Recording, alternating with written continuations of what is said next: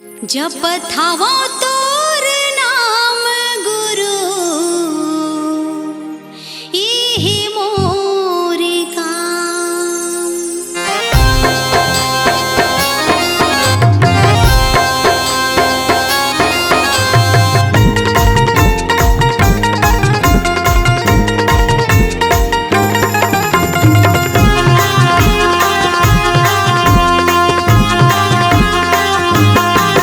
जपथावो तोर नाम बाबा इहि मोर काम। जपथावो तोर नाम गुरु इहि मोर काम। सुन तो महंगो अमरावतिन के लाला लाला चोला तर जाही मोर बाबा बनी जाही मोर बिगड़े काम।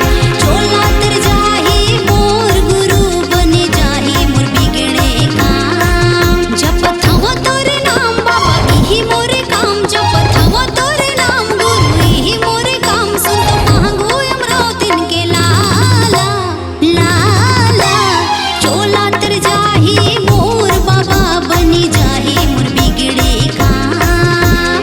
चोला तर जाही मोर गुरु बनी जाही मोर बिगड़े काम।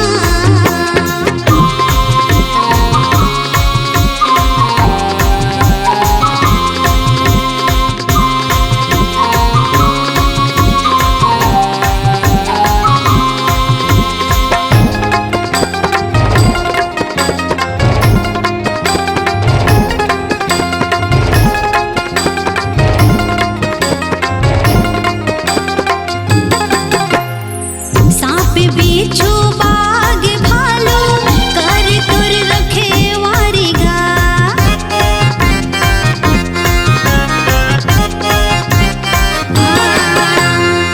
सांप बिच्छू बाघ भालू कर कर रखे वारिगा। बिकट बन माता हाँ बैठे तोर महिमा है भारीगा। तोरे गदिया मा मोर बाबा घी के ज्योति जलथे। तोरे गदिया मा मोर बाबा घी के ज्योति जलथे। पूछे दिया जल जाथे तोर नाम में चोला तर जाही मोर बाबा बनी जाही मोर बिगड़े काम। चोला तर जाही मोर गुरु बनी जाही मोर बिगड़े काम।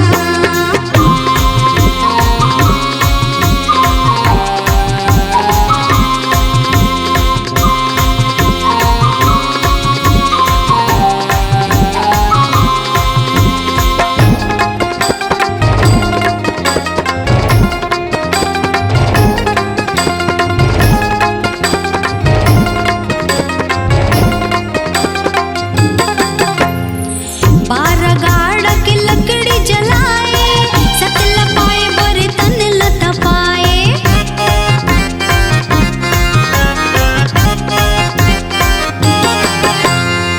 बारह गाड़ के लकड़ी जलाए सतल पाए बर्तन लत पाए।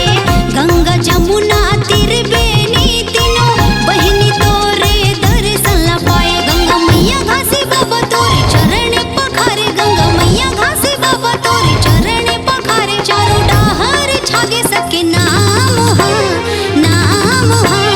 चोला तर जाही मोर बाबा बनी जाही मोर बिगड़े काम।